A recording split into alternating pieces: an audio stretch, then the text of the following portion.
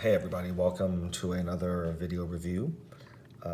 Been away for a little bit just because there's been a little bit of illness in the family, stomach flu, and I'm a little bit under the weather, so just haven't really had the energy or the time to do some of these reviews. Again, those of you who follow my channel know that I do this mainly at night, and by the time nighttime rolls around, when you're sick or your family's sick, you don't have a lot of energy to do these type of reviews, no matter how small or short they are. So I'm back. Excuse my voice. I'm still, again, a little bit raw, a little bit under the weather. But I wanted to sort of catch up a little bit. And so you've seen this type of video before. I did one with the miniature ice giant and the Wolf Clan warrior. So Robert Carlson has done a little bit more work, and this time around he has shipped me the warrior from the Bear Clan, and the monster that he decided to paint is the troll. So again, this is from the board game Blood Rage, and I wanted to kind of show you what these miniatures look like, again, unpainted. So this is plastic, believe it or not, but pretty good quality plastic. So hopefully when you see it on my hand, you can sort of see that the details are still pretty sharp. It's not as good as the resin prototypes, obviously, but it's pretty decent detail. Oh, it's a good thing that's not painted. So here goes, right there. And here, of course, is the troll. Again, give you like a little idea of the detail, the quality of the plastic. So very nice. And this one was really exciting to me because I never, when you do the search on the internet on Google, you'll see a lot of Carlson's work on Blood Rage. He painted the original prototypes, and they're just jaw-dropping. So the reason I'm a little bit excited about this is because his paint up of the Bear Clan warrior, especially this guy with the hammer, was sort of so mind-blowing. That was what led me to try to find out who was the guy who did that, and again try to get him to commission him to do some for me. So it was pretty exciting to get this paint up from him, because that was kind of what started the whole journey to find him and to get this thing professionally painted up. So really excited to get this guy painted up. And I didn't really find one of his prototype paint up of the troll. The fire giant and the ice giant I did find, but I never found this one. So it's also kind of exciting to see what he would do with this. So I think I'm going to put this guy aside for now, and let's take a look at the painted version of the troll. So here it goes.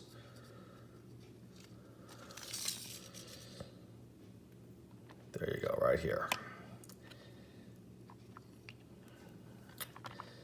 So again, just a mind-blowing job on the troll.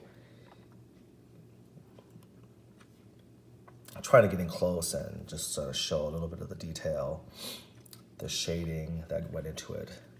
And so, again, comparing the unpainted version to the painted version is pretty cool. So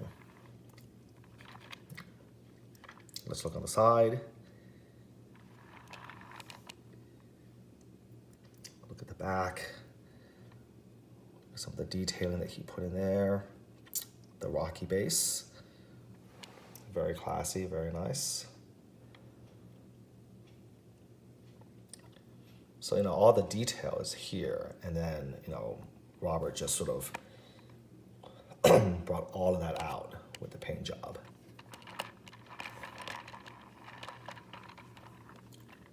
I'm gonna focus on him a little bit. Turn them around.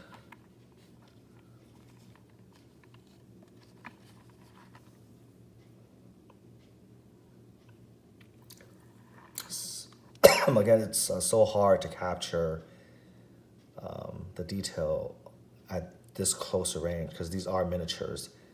They're not statues. But hopefully, again, you can appreciate the depth that he used to bring this to life. Maybe I'll put my hand behind it. Especially the necklaces, the beads, the hair, the eyes, the shading on the skin. Again, the top miniature painters have the ability to lather on so much detail and so many different layers. I hope that this video can just sort of show how much the paint job just pops. Again, it's not cheap, but this level of art and this level of attention to detail, it is worth it because it's just indescribable when you get it. There's a certain way that these painted miniatures just pop out. That's kind of hard to describe unless you see it in person. I think when you see it on the video, it gives you an idea. But in person, it's even more striking. And the closer you get, it doesn't really matter because he paints it under a microscope. And so it doesn't matter how close you get, the detail still stands up to scrutiny. So again, really happy about, really happy with this paint up of the troll. And then the funny thing is that he does such amazing paint jobs. That's almost like the power assigned to the miniature now feels like, it's underpowered, like I think, correct me if I'm wrong from some of the Blood Rage players out there, but I think his power, the card that comes with him, is I think he just kills all the regular warriors when he enters the territory. And with this like amazing paint job, you just think like he should be a lot stronger than that. So definitely is pretty phenomenal if you were to actually play a game of Blood Rage with this type of painted miniature. It kind of elevates, I think, the entire experience. Now, I'm probably not going to play with this level of quality. This is going to go on my display case, but I do have a full set being painted by another service that's nowhere near as, of course, as detailed in terms of the time. But those will be the ones that I'll be actually playing with. So again, this is The Troll from Blood Rage, painted by Robert Carlson. Amazing work. And again, I hope I have a chance to see that on this video. So I'm going to put this aside. Now let's get the Bear Clan Warrior center stage. So here he is, unpainted, and let's bring the painted versions next to him. Number 1.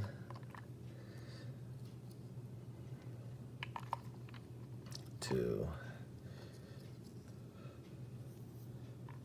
3.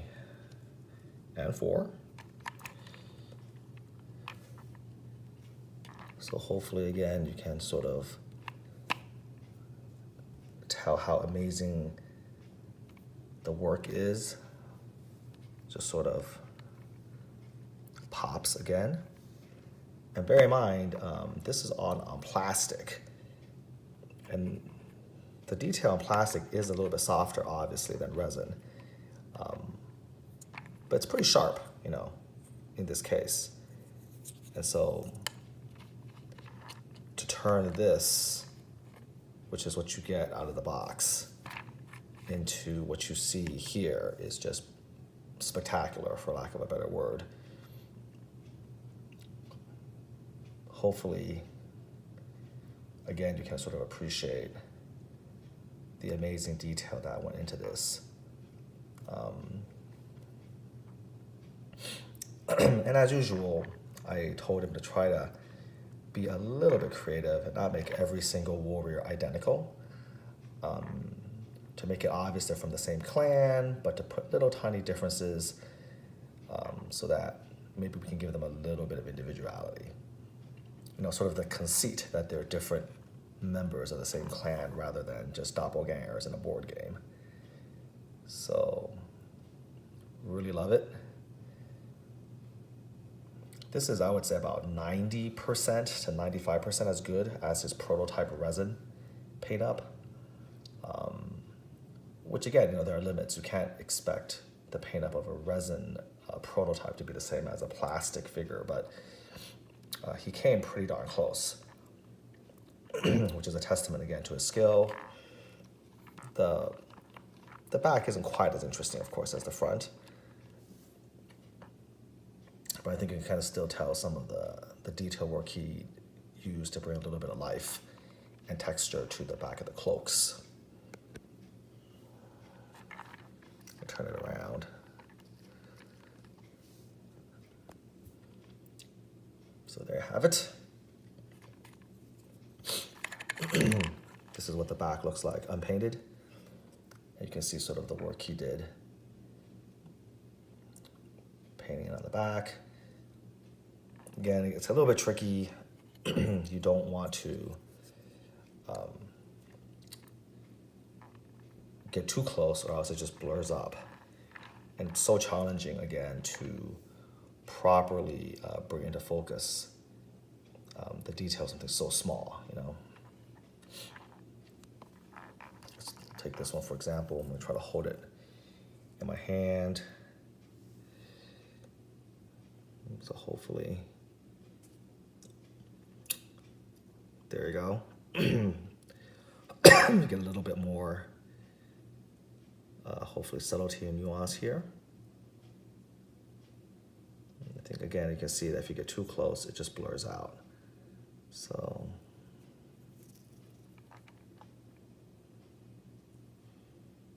hopefully against my fingers it works out a little bit better. There you go, that's a nice contrast. If you stuck around for this, that's nice. You kind of get to see a bit more of the finer texturing and detail he puts in. It's just pretty remarkable. Here you go. There you go here. So warrior of the bear clan. So I got the wolf and the bear so far. So he's just, he does this between major projects. And so, every month he does a little bit. I told him I'm patient, these aren't cheap. And so I don't mind him taking a little bit extra time between these. Here's the other guy, I'll bring it up here. As you can see, a little bit different color of the beard.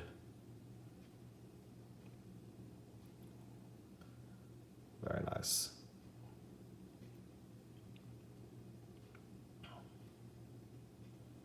Yeah, you really have to pick them up and put them against the hand to really showcase, I think, the detail real up close. Here's the third one.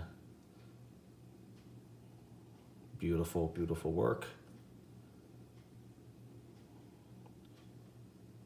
He actually told me when the game was first released, there was a lot of people trying to solicit him online to get him to paint their set, and he always turned them down because I think part of it was that he'd spent so much time painting the entire core rule set and some of the Kickstarter exclusives. I think he's just kind of gotten burnt out a little bit painting the Blood Rage miniatures, and he just don't want to do anymore. So I think I'm the first person in quite a while that he actually has agreed to do this commission. So I do feel pretty happy, pretty special that he's willing to do this for me. So I'm gonna put the Tro down here and get these guys all surrounding him.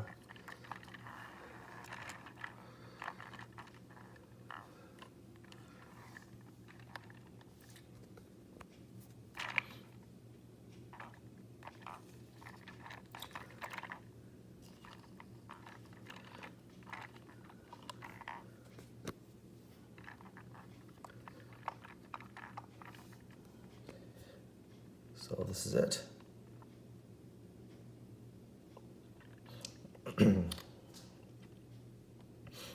The next round of painted blood miniatures from the great Robert Carlson. I have the Ice Giant and the 4 Wolf Clan warriors. So between those two, I now have the 2 giant monsters and 8 of the soldiers. So still quite a ways to go.